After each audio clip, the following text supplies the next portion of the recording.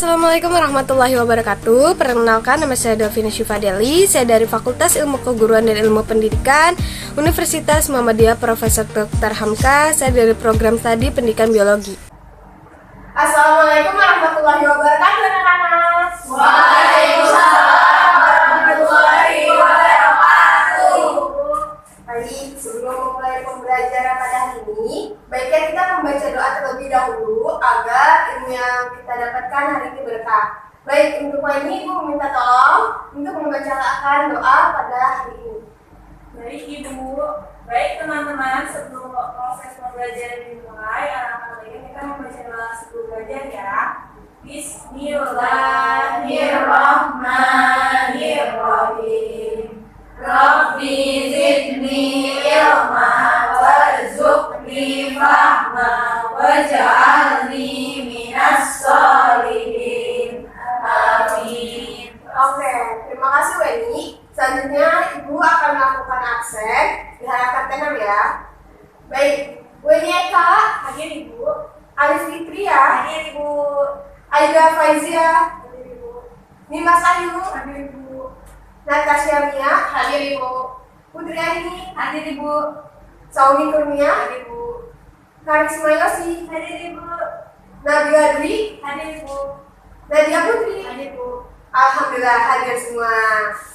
Baik, bagaimana kabarnya hari ini anak-anak semua? Alhamdulillah Ibu. Alhamdulillah baik.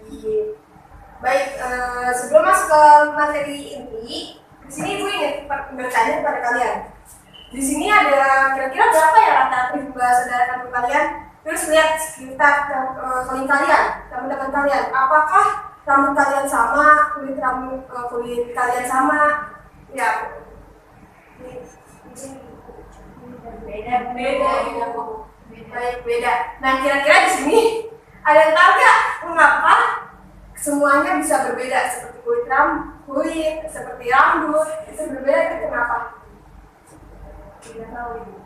Nah, baik, di sini Ibu akan ngejelasin. Jadi itu semua rambut seperti kulit itu semua berbeda karena adanya pewarisan sifat pada manusia. Nah, itu terjadi karena ditentukan oleh gen dan kromosom yang akan disilakan oleh mereka berdua.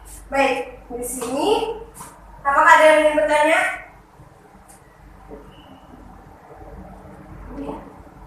Ibu.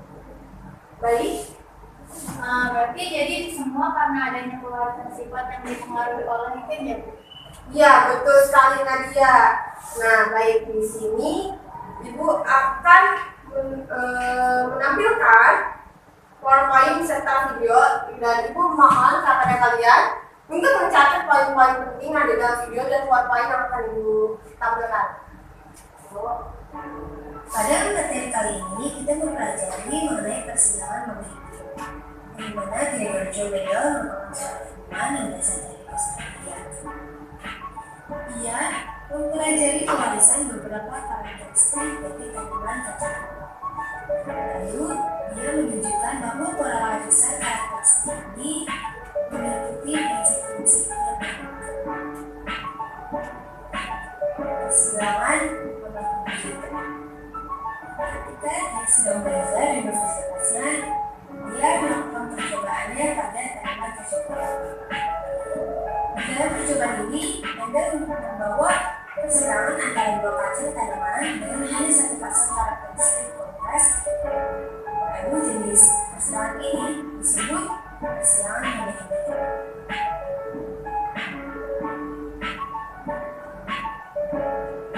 Untuk mempelajari hasil monohibrid, tadi kita menggunakan karakteristik dari tanaman dengan pasangan karakteristik tumbuhan tinggi dan tumbuhan kecil. Itu merupakan contoh persilangan dari tanaman yang disilakan, yaitu tanaman kecil dengan tanaman tinggi yang dimana hasilnya adalah semua tanaman menjadi tinggi. Jadi gambar tersebut dapat kita simpulkan hasil yang diperoleh adalah tiga banding satu, yaitu tiga tanaman tinggi, satu tanaman kecil. Itu semua tergantung pada pengembangan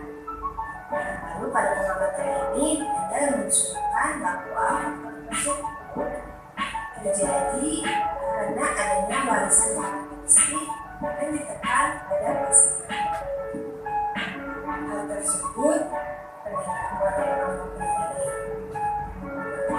Anda mengusulkan bahwa faktor tersebut memiliki hak atas warisan karakteristik yang ditekan pada pasangan. Hari ini kita akan mengacu pada faktor ini sebagai dari percobaan ini dia menunjukkan bahwa matematika merupakan militer, lalu dia merupakan reserve. Dia menunjukkan bahwa ditambahkan dalam dia representatif ditambahkan dengan sebagai kinerja pasangan ini dilakukan oleh terus besar dan akan mengalami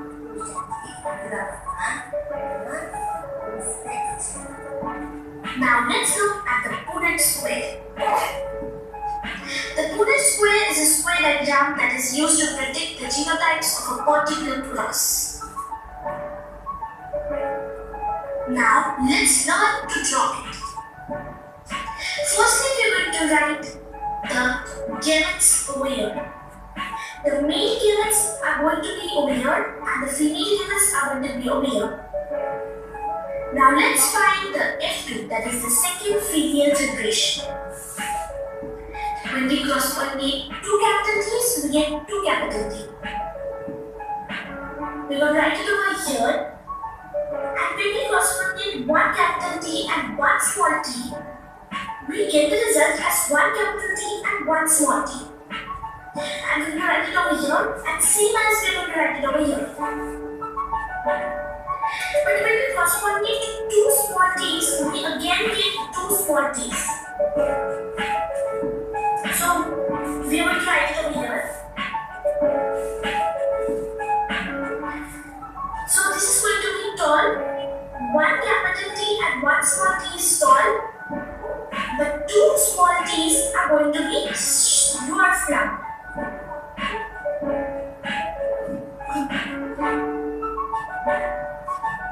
So the ratio comes to be as 3:1. So the phenotype ratio is 3:1. Now let's see the genotypic ratio. The genotypic ratio describes the number of times a genotype will appear in the offspring after a test cross. So from here we can conclude this. And therefore the genotypic ratio will be 1:2:1. In this video we have learned monohybrid cross. Thank you.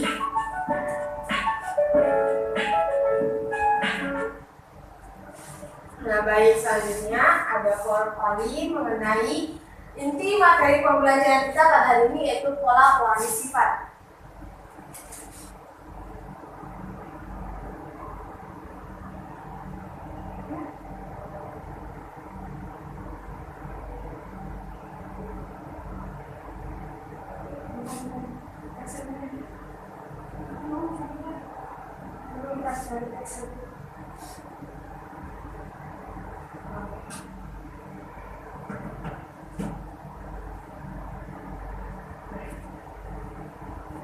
Nah, ini kita masuk ke dalam materi inti kita, yaitu pola pewarisan sifat.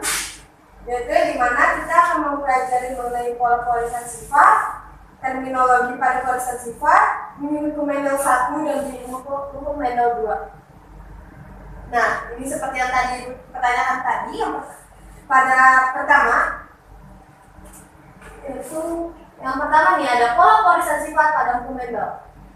Jadi ada kita semuanya pewarisan sifat dari pada turunannya. Sifat diturunkan melalui gen yang ada dari misal. Menurut Walter Sternberg, struktur pola hereditaritas terbentuk karena beberapa hal diantaranya, yaitu ada identitas setiap gen di dalam kromosom selalu tetap karena gen merupakan karakteristik yang diturunkan saat pembahasan meiosis akan terjadi pemisahan kromosom dari kedua induk.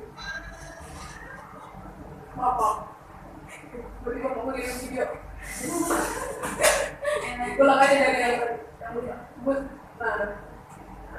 baik, di sini ada hereditas. Hereditas merupakan warisan sifat dari induk kepada keturunannya. Sifat diturunkan melalui gen yang ada di dalam inti sel. Menurut Walter Stanbrook Sutton, pola-pola hereditas terbentuk karena adanya beberapa hal. Itu diantaranya adanya identitas setiap gen di dalam kromosom selalu tetap karena gen merupakan karakteristik yang diturunkan saat pembelahan meiosis akan terjadinya pemisahan kromosom dari kedua itu.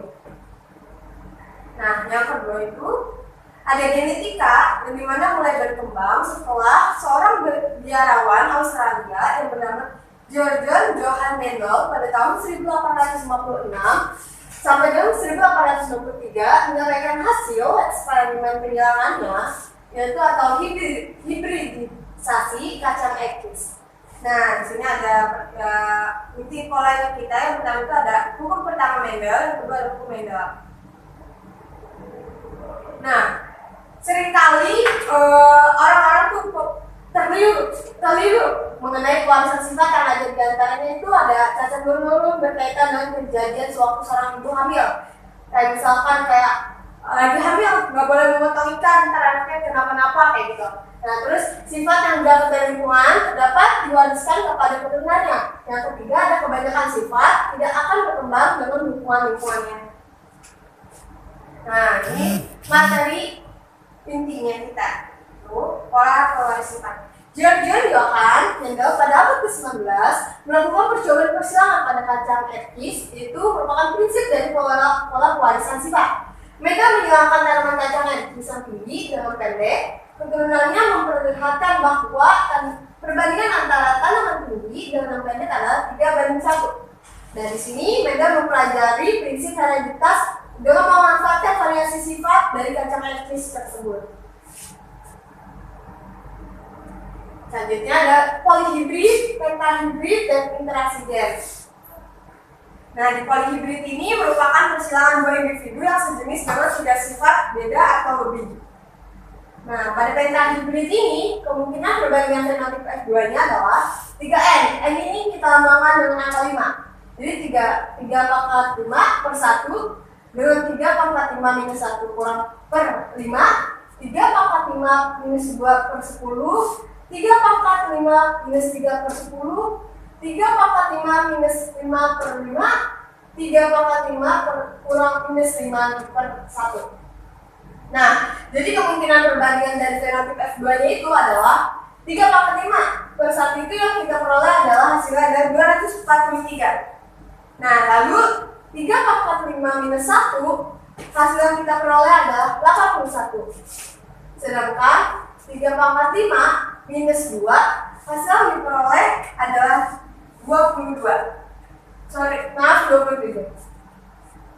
Lanjut, ada 3 pangkat 5 minus 3 per 10 hasil yang diperoleh adalah 2.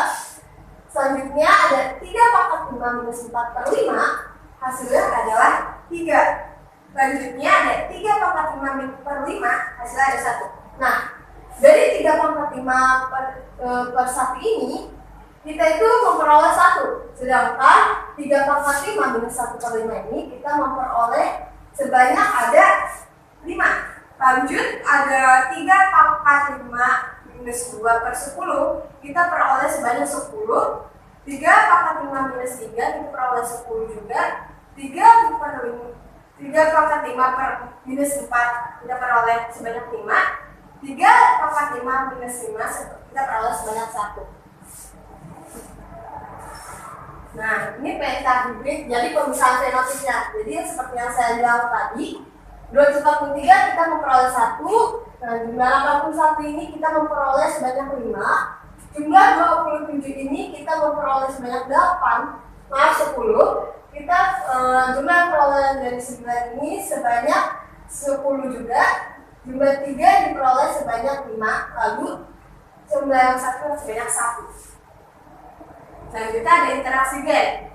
Pada tahun 1906, Webberson dan S. Tunet menemukan bahwa persilangan F2 dapat menghasilkan rasio fenotip yaitu 14:1:1:3.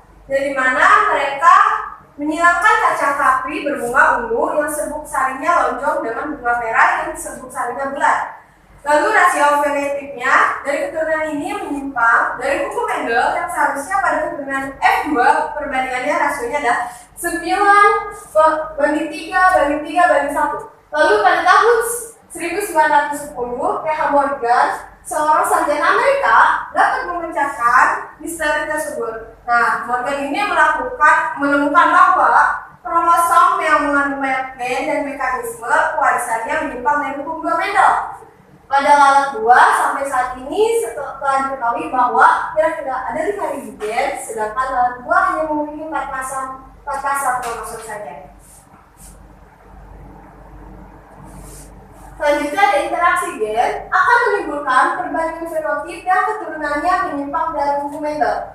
Keadaan ini disebut penyimpangan semu hukum Mendel. Jika persilangan dihibrid melalui Mendel, perbandingan fenotip F2-nya adalah 9:3:3:1. Pada penyimpangan semua perbandingan tersebut menjadi 9:3:4 atau 9:7 atau 12:3:1. Nah, perbandingan tersebut merupakan modifikasi dari 9:3:1. Interaksi gen yang menyebabkan terjadinya penyimpangan pada hukum Mendel terdapat 4 bentuk, yaitu polimetri, kriptometri, epistatis, hipostatis, dan komplementer. Nah, ini adalah gambar perbedaan yang ada pada kacang eksis. Yang di mana yang di atas ada dominan, yang di bawah adalah merupakan resesif. Dan dominan hasil warna bijinya adalah kuning, dan yang resesif bijinya adalah warna hijau. Lalu dominan ini menghasilkan tinggi pada tanamannya, lalu pada resesifnya menghasilkan pendek. Nah, ini ada istilah setelah pewarisan sifat dan beserta contohnya. Itu ada varietal, filial, genotip, gamet, fenotip, dominan, resesif, homozigot, heterozigot, alel, monohibrid, dan hibrid. Nah, itu ada selanjutnya ada hukum segresi atau hukum Mendel 1. Hukum Mendel 1 juga dikenal dengan hukum segresi atau pemisahan. Hukum Mendel 1 biasanya menjelaskan tentang pemisahan pasangan alel secara bebas pada saat perubahan meiosis dan pembentukan gamet. Segresi diikuti dengan perubahan jumlah kromosom diploid menjadi haploid atau pada waktu pembentukan gamet, gen-gen sel alel akan berpisah secara bebas. Selanjutnya ada hukum Mendel 2. Nah, hukum Mendel 2 sering disebut dengan hukum asortasi atau berpasangan secara bebas. Dalam hukum Mendel 2 ini, setiap gen atau sifat dapat berpasangan secara bebas dengan gen atau sifat lain yang tidak sealel pada waktu pembentukan gamet, atau pada waktu berlangsung pembentukan gamet, gen-gen tersebut tidak sealel atau mengelompok secara bebas. Nah, berikutnya ada tugas kelompok yang harus dikerjakan. Kira-kira sampai sini, apakah ada yang ingin ditanyakan terkait video dan PowerPoint yang akan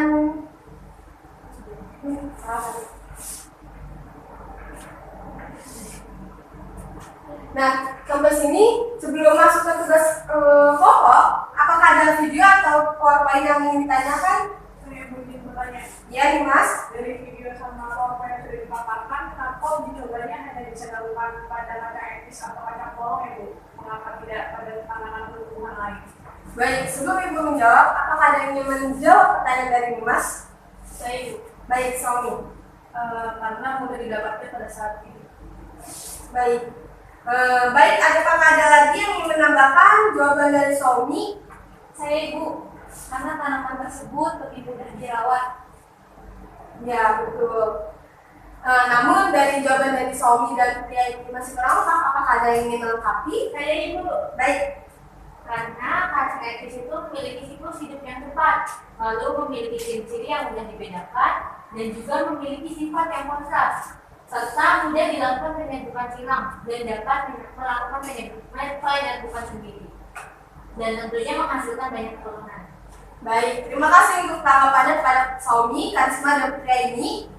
Baik, di sini Ibu akan memberitahu mengapa Mendel menggunakan kacang ercis dalam percobaannya. Jadi, selain mudah didapatkan dan mudah dirawat, tanaman ercis juga melakukan penyerbukan sendiri sebelum bunga terbuka, serta tanaman ercis dapat menghasilkan keturunan yang banyak. Dan pula seperti apa yang disampaikan oleh Karisma tadi itu sudah benar. Baik, apakah di sini ada yang ingin ditanyakan terkait pembelajaran pada hari ini? Saya Ibu izin bertanya. Ya, baik. Saya izin bertanya mengenai bagaimana gen-gen itu dapat mengekspresikan sifat yang dibawa oleh suatu makhluk hidup. Terima kasih, Bu. Oke, apakah ada yang ingin menjawab pertanyaan dari Nata? Pertanyaan ini sangat menarik sekali loh. Baik Bu, saya harus coba jawab. Karena gen itu yang membawa sifat akan diterjemahkan menjadi fenotip agar sifatnya dapat diketahui. Baik, betul sekali Alif. Jadi di sini gue akan hanya menambahkan sedikit dari jawaban Alif. Jadi gen mengekspresikan sifat pada makhluk hidup dengan cara diterjemahkan melalui proses transkripsi DNA menjadi RNA dan dilanjutkan dengan tahap transisi membawa sifat yang akan diterjemahkan menjadi fenotip agar sifat yang diketahui. Nah, sekarang waktunya Ibu membagi 6 kelompok. Lalu setelah ini kalian akan mengerjakan tugas yang Ibu tampilkan di depan. Baik, di sini Ibu akan membagi kelompok menjadi 3, yaitu kelompok pertama ada Karisma, Dimas, dan Alif. Kelompok kedua ada Putri, Saumi, dan Weni.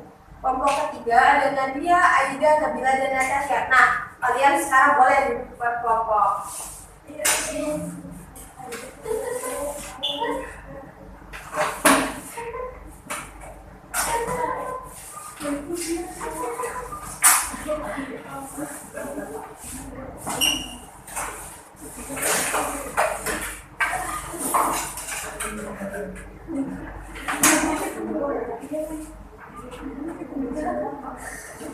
Sudah dibuat kelompok? Nah, baik, di sini Ibu akan meminta pada kalian untuk berdiskusi terkait peristiwa pada monofit menggunakan model gen dan menganalisis konsep yang harus diperoleh dari percobaan yang ada dalam PPT tadi. Ini pada kelompok 1 soal seperti ini. Di kelompok 2 melalui gambar. Kelompok 3 seperti ini. Ibu akan tampilkan satu-satu. Kalian bercatat dulu soalnya untuk kelompok 1 dan kelompok 2 untuk memahami soalnya. Silakan. Baik, Bu.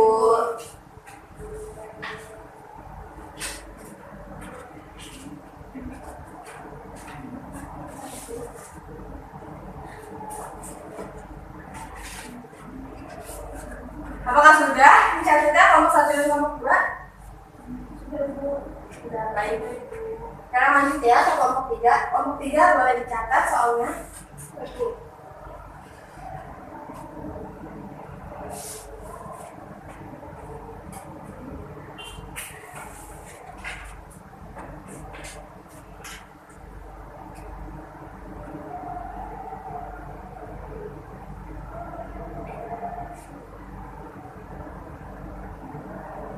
Sudah menulisnya?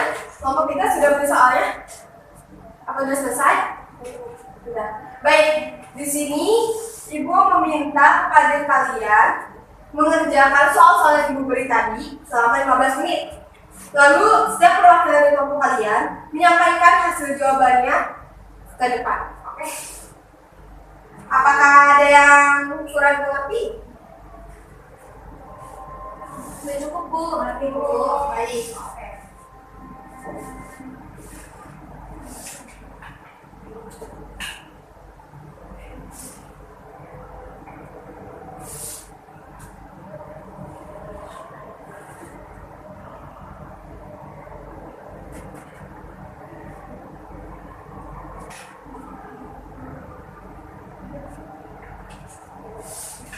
Oke, baik. Waktu sudah menunjukkan 15 menit. Saatnya perwakilan kelompok. Ibu meminta untuk menampilkan hasilnya ke depan.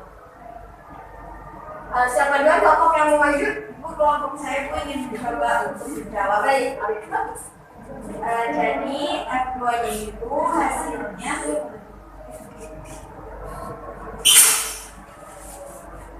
Jadi F2 itu hasilnya ada dia besar, dia besar, dia besar, dia kecil, dia besar, dia kecil, dan dia kecil, dia kecil. Ya baik, betul sekali Ali jawabannya.